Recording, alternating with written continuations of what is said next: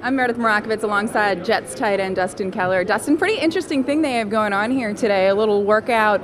Just explain the video game a little bit, because it's not your traditional video game that you think of sitting on the couch just enjoying yourself. Yeah, it's kind of like your virtual reality workout. I know they've thrown me in the little box a little bit trying to do this workout and thrown some dumbbells in my arms, and it's kind of exhausting after a while. But I know I fared better than Sanchez did. That's all that matters. Well, I saw him over here. He was doing some lunges. Were you watching it all to make sure that he didn't injure that calf? Yeah, I was making sure he was good, but at the same time I was critiquing him, and he did so. It was all right. It wasn't that great.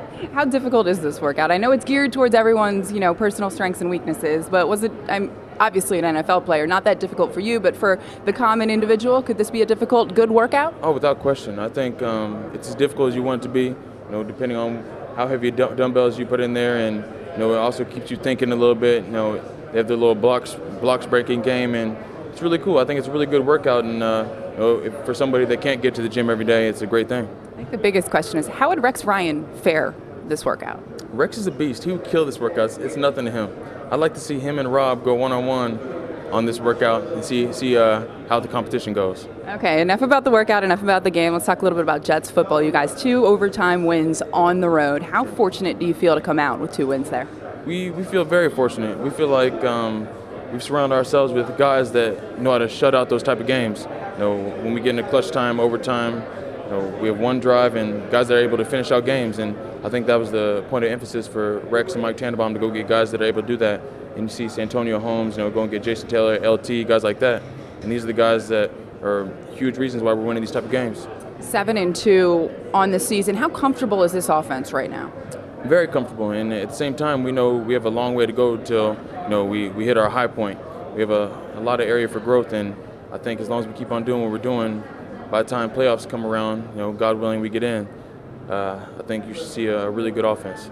I spoke with Mark a little bit, and he talked about the red zone offense, how it needed to be improved and executed a little bit at that time. Is that a huge focus going into this Texans game and really the rest of the season? Most definitely. I think the offense has been doing a good job of driving the ball down the field, getting down in the red zone, but we need to make more of an emphasis and work a little bit harder at getting actually in the end zone. Field goals are great, but you always want to get touchdowns. And Texans coming up, a team that's 4-5, followed by the Bengals, who have struggled throughout the course of the season. Then the Patriots. I know they're over 2 weeks away, but do you have that game on your mind at all? We take it one game at a time, but you always look forward to the Patriots game. It's always a huge one for us. We know that they circle the game as well, so obviously we're going to take it one game at a time, but in the back of your mind, you're still thinking about the AFC East rivalry. So, but like I said, one game at a time. But aside from the Pats, right now, who do you see as the biggest threat in that AFC?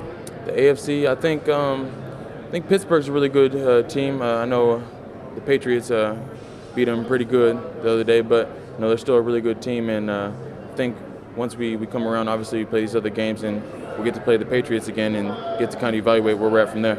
Before I let you go, have you talked to Jericho Cotchery at all? Yes, I have. How is he? Will he be on the field? It's hard to say. You never know. One day it could hurt really bad. The next day you could feel great. But hopefully he just does what's in his best interest, gets back after making the most incredible catch I've ever seen in my life.